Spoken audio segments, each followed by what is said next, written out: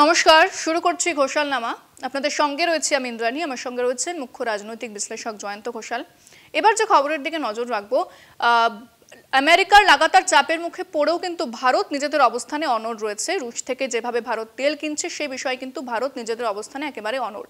এই বিষয়টাই রাশিয়ার তরফ থেকে প্রশংসা করা হয়েছে এবং পাশাপাশি ট্রাম্প কিন্তু ইউরোপীয় ইউনিয়নকেও ধমক দিয়েছে।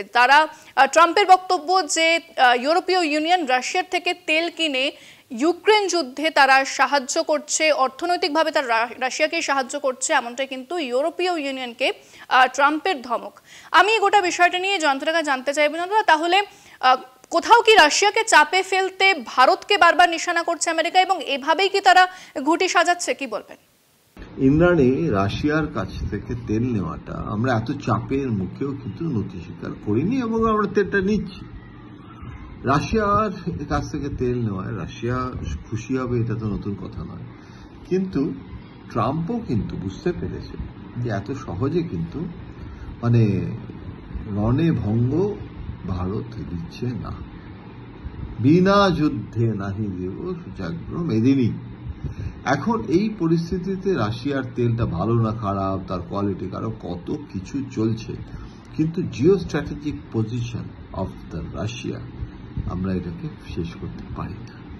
এখন এই পরিস্থিতিতে রাশিয়ার কাছ থেকে তেল নেওয়াটা বন্ধ না করে চালিয়ে যাওয়ায় আমেরিকাও কিন্তু চাপের মধ্যে পড়ে গেছে এবং পরিস্থিতিটা বেশ জটিল হয়ে গেছে।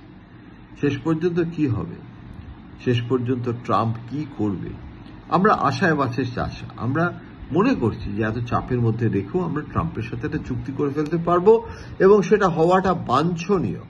কিন্তু এই যে রাশিয়ার সঙ্গে যে বোঝাপড়াটা এবং তার ফলে ট্রাম্পের যে রাগ, অসন্তোষ, এটা ভারত কিন্তু এটার ফলে যে একদম 180 ডিগ্রিতে সামারসল্ট দিয়ে, ডিগবাজি দিয়ে একদম রাশিয়ার বিরোধিতা স্ট্যান্ড নিয়ে নেওয়া, ভারত সেটা করছে না, করবে না।